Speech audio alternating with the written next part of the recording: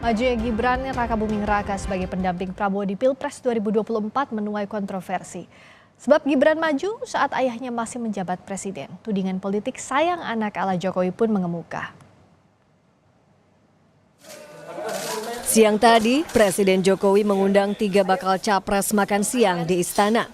Langkah ini dinilai sebagai simbol Jokowi mendukung para kandidat Pilpres bertarung adil di tengah sorotan dinasti politik. Sebab salah satu kontestan Pilpres adalah putra sulungnya, Gibran Rakabuming Raka, yang berpasangan dengan Prabowo Subianto.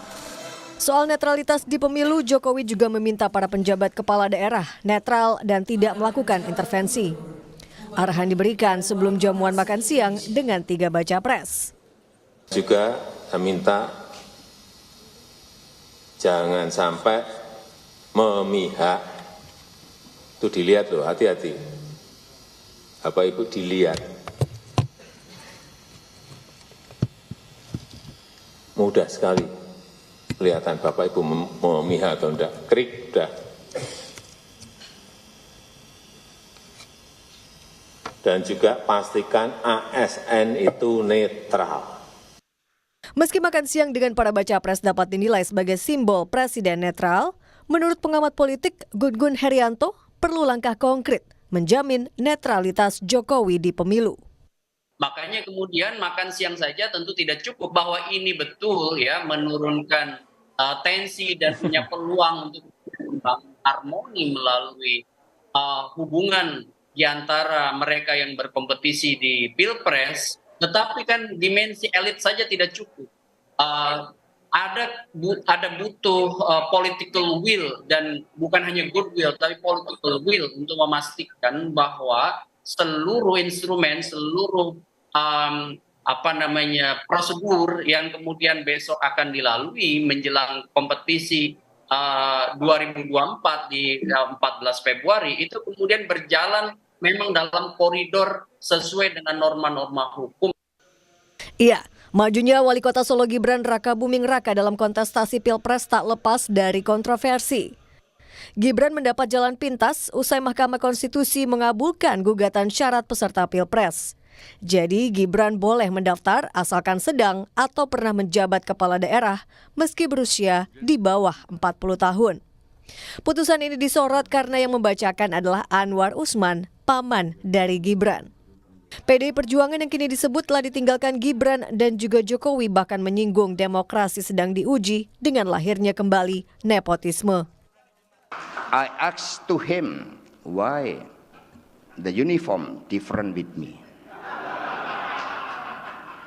And then he said, this is reflecting his heart that the democracy in Indonesia now in challenge. Yeah.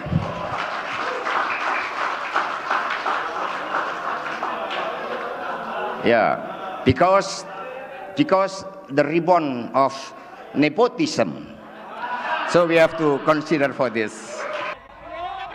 Upaya Jokowi mendorong putranya sebagai peserta Pilpres juga menuai tudingan tengah membangun politik dinasti. Tetapi menurut pasangan Gibran, Prabowo Subianto tak ada salahnya dengan dinasti politik selama niatnya mengabdi bagi negara. Oh, dinasti, semua dinasti, Bung. Semua dinasti, ya kan? Kita jangan cari yang negatif lah. Cari yang positif, ya. Orang ingin berbakti.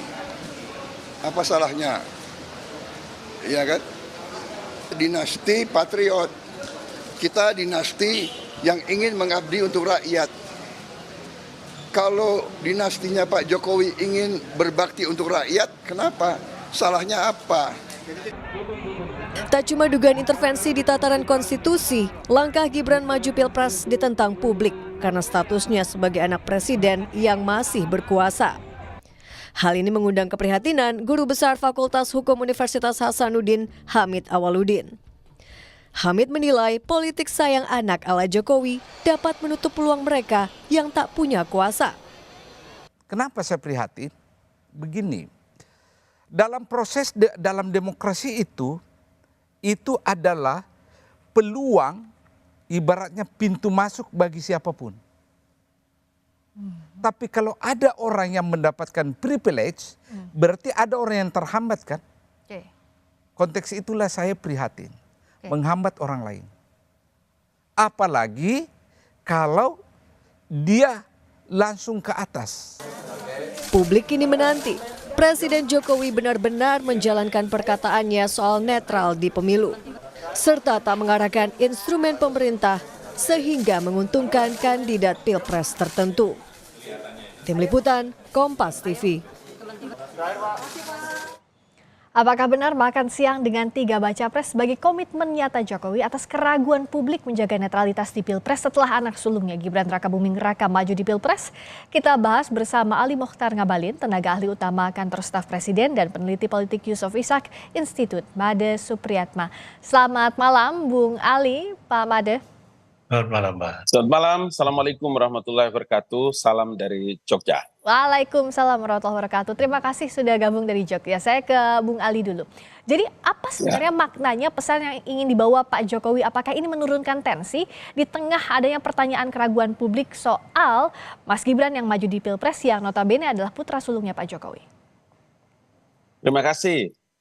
Alhamdulillah wa syukurillah bisa kita ngobrol di Kompas petang ini ya. Jadi yang pertama, malam. Malam ya, sudah malam di Jogja. Oke. Yang pertama saya ingin menyampaikan bahwa harus dipahami benar bahwa Jokowi selain daripada kepala pemerintahan, beliau adalah kepala negara.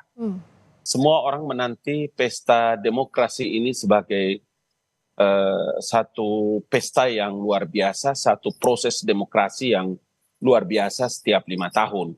Karena itu tentu saja bahwa sebagai kepala negara beliau berkepentingan agar pelaksanaan pesta demokrasi ini, ya election ini bisa berjalan dengan baik, dengan teduh, dengan sejuk, dengan semangat yang luar biasa, tetapi harus sukses dan berjalan dengan baik.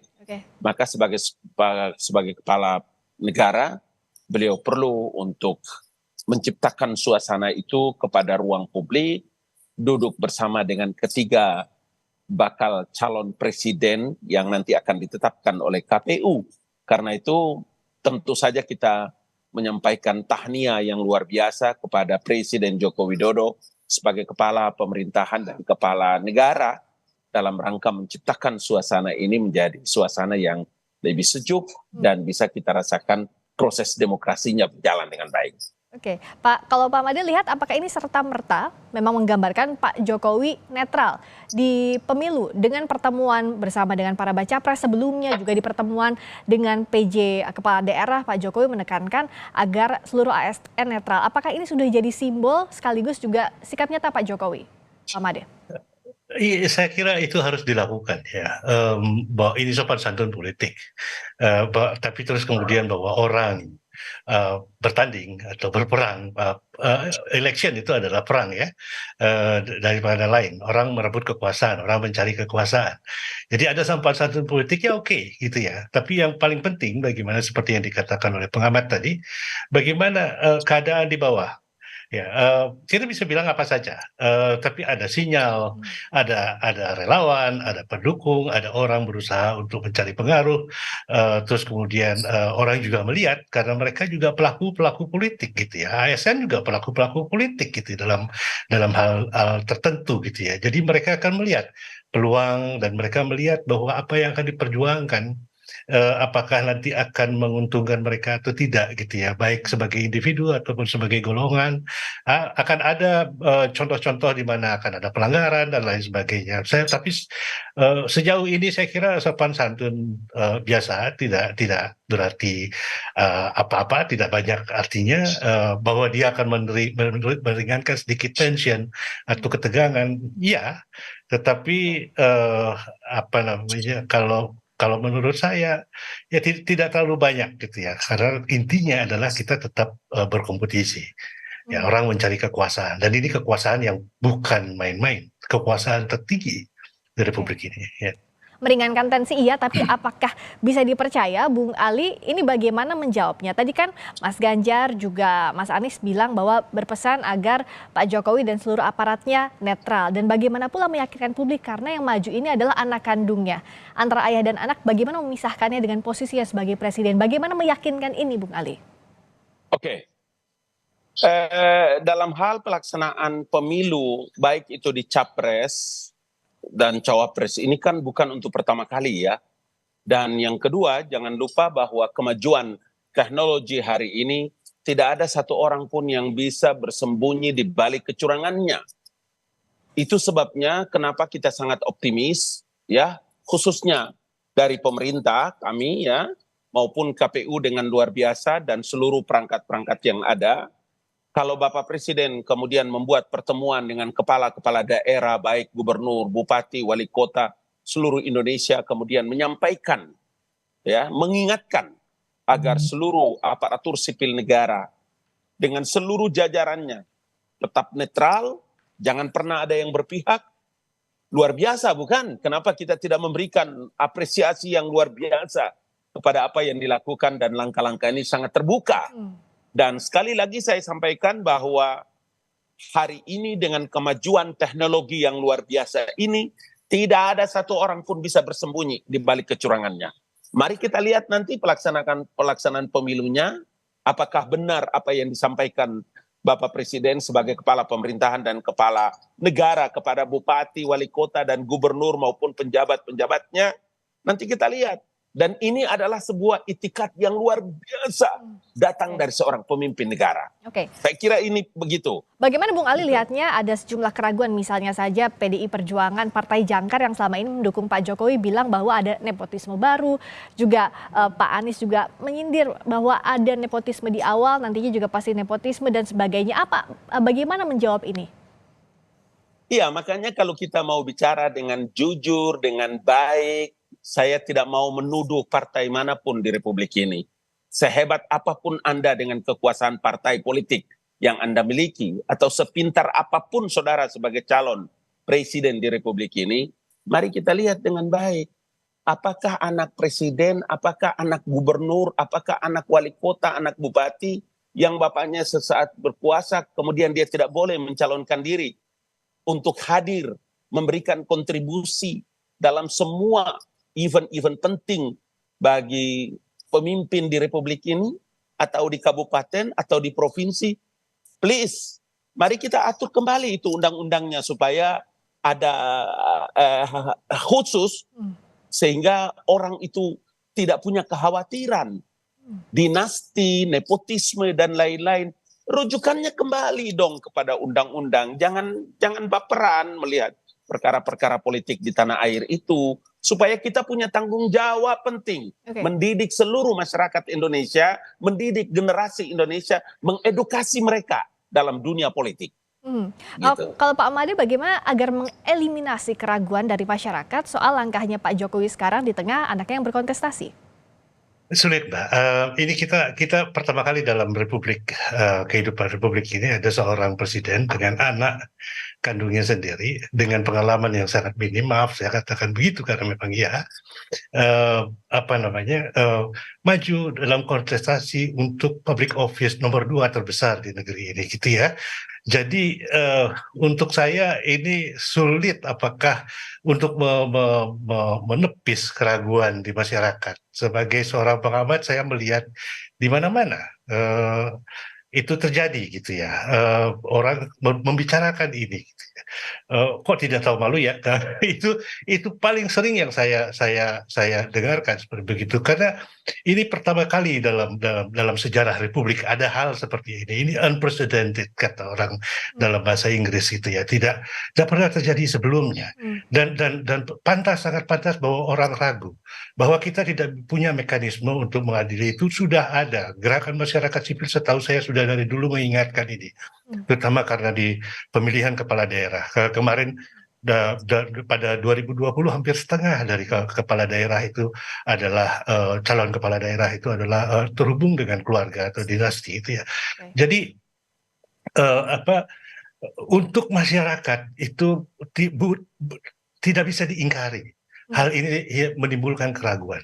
Ya, Yang bisa diawasi oleh masyarakat saat ini bagaimana, Pak Made? ya saya kira nanti kembali kepada kampanye gitu ya. Tetapi sekali lagi bahwa kampanye ini tentu yang menentukan adalah uang. Orang kemudian dibangun persepsinya itu, dan mereka yang memiliki uang kita tahulah siapa gitu ya.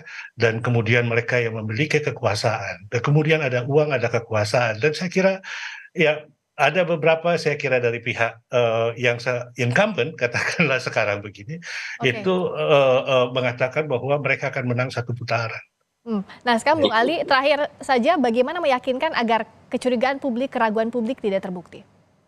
Iya, makanya saya bilang kita orang-orang yang pintar, kita orang-orang pengamat. Saya sekolah doktor, saya sekolah dalam komunikasi politik, Pak Made dan semua orang yang pintar ini.